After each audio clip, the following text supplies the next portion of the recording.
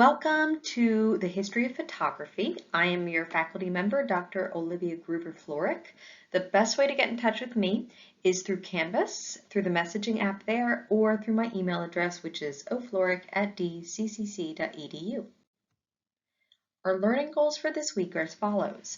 I want you to familiarize yourself with the course structure and all of our deadlines. I'd like you to get to know me and your classmates, and we're going to learn a little bit about art history as a subject matter. So, getting started, I recommend that you read the syllabus. This is available on the home screen of our Canvas course.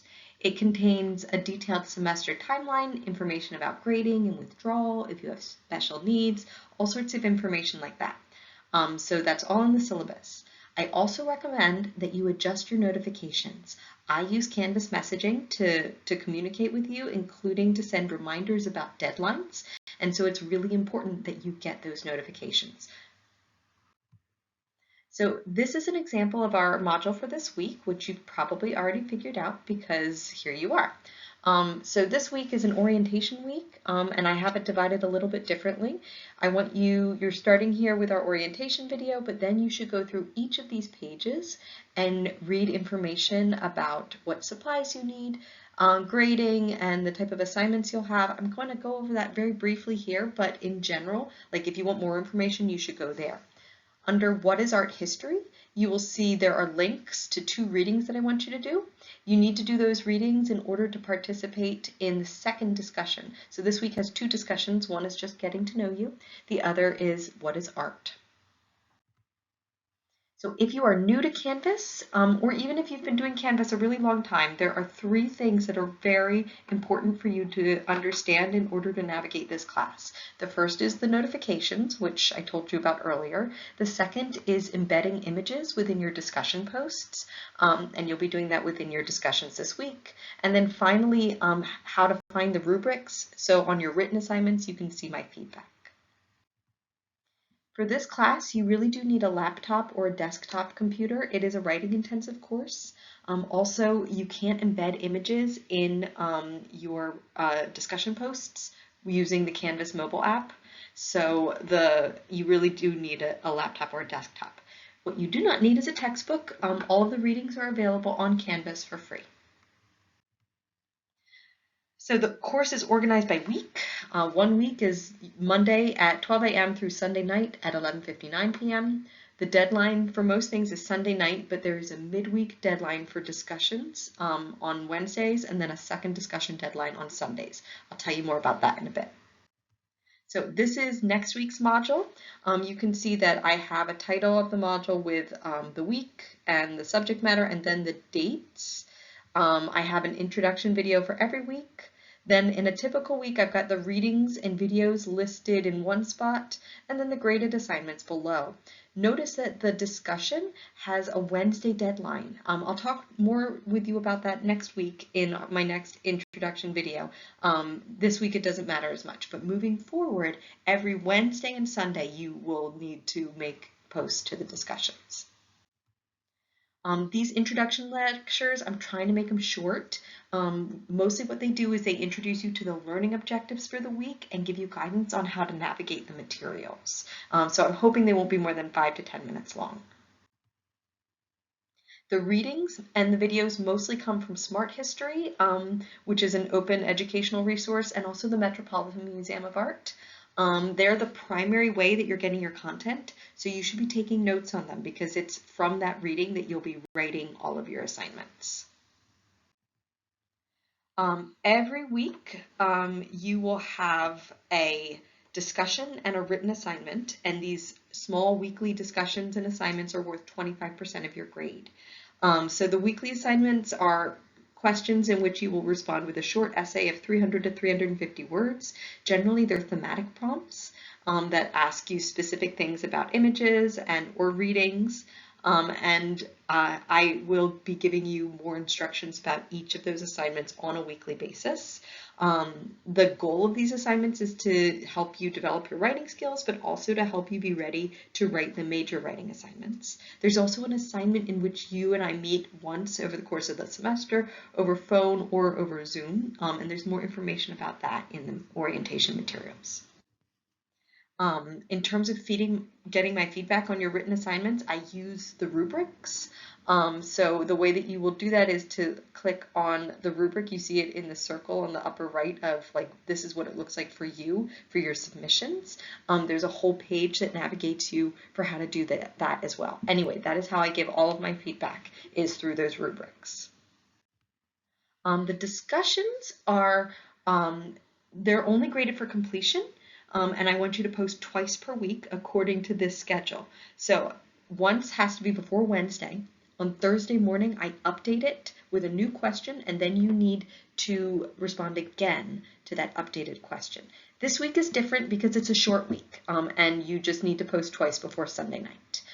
In terms of the contents of your post, they should contain specific visual or contextual analysis, relevant websites, articles, images, more than just I agree, but no more than 2 to 3 sentences, because honestly nobody wants to read more than that.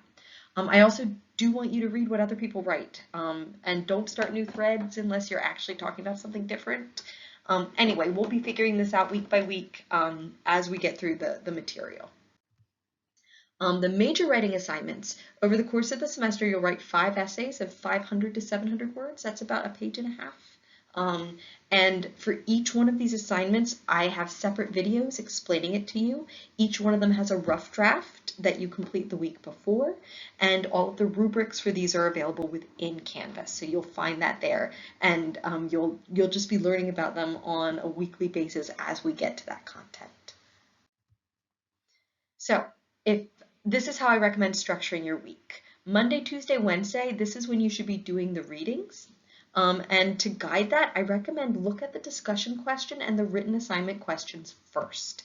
Then listen to the intro lecture, do the readings, go into the discussion, and respond to it. You might think about scheduling a meeting with me too. I really love meeting with students, and I find especially in these asynchronous online classes, it makes a big difference. I can be very flexible with my schedule. If my office hours don't work for you, you just let me know and I'll make it work. I don't care if we meet it in the evening. I don't care if we meet in the early morning. Whatever works for your schedule, I'm happy to accommodate that. On Thursday, read the updated discussion prompt and make a second post. And then Friday, Saturday, Sunday, you're going to want to complete the written assignment and perhaps look ahead to the next week. So for plagiarism, I use Turnitin.com, which will catch ChatGPT. Please do not use ChatGPT. I also don't recommend using Grammarly because Grammarly also comes up as being AI generated. And I have to be pretty strict about AI generated text. So please don't do it. Don't do it for your discussions. Definitely don't do it for your written assignments. I promise you can do this, and you're going to get better at writing and at reading if you actually do the work. So that is my goal for this class, because I recognize a lot of you are probably never taking art history again, but you will be writing, and I can help you get better at that. Any assignment that has plagiarized text is going to get a 0. So what is art history? It's really different from art appreciation. It's not about whether you really like the object. What we're trying to do is reconstruct the original context of its production. So when's it from, what's it about, who made it, who paid for it, and why. So what we're looking at here is one of the very earliest photographs, and it's a great way to think about 2 major methodologies within art history: formal analysis or contextual interpretation. Formal analysis is mostly what we're doing this semester. It focuses on the style of the photograph, and so here we would think about the composition. So how is Daguerre arranging all of these objects? Like, for example, the way on the left, the sculpture relief is kind of on an angle. That angle contrasts the straight vertical lines of the image hanging on the wall, but it's similar to the canteen with that wicker surrounding. We'll think about texture, we'll think about color and tone. That's formal analysis, and we'll be doing a ton of that over the next few months. Contextual interpretation asks what this photograph tells us about the time and place of its manufacture.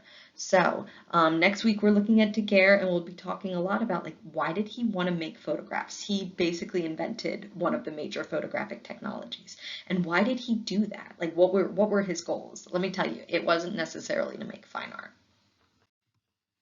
Um, Along those lines, photography and art history has kind of like a mixed relationship because it wasn't really thought of as being fine art. In fact, if you were studying art history before the 1980s, photography really wasn't there. It was seen as being too scientific. The first photographers were not necessarily trained as fine artists. And before the 1970s, you couldn't make a lot of money selling photographs because people thought, well, if you can reproduce it, it must not be valuable. Um, these are prejudices, though, right? So the idea that photography is too scientific, well, photographs really demonstrate the same reliance upon visual selection, technique, and innovation that's present in all great artworks. Um, the idea that photographers aren't artists because they aren't trained in academies, well, a lot of them did have artistic backgrounds, and also, like, you couldn't study photography in an academy until the mid 20th century. So, like, it's kind of an unfair rule. And then finally, the idea that a reproducible object cannot be valuable. Today, photographs go for a lot of money, and that really begins in like the 1970s when the market for photography explodes.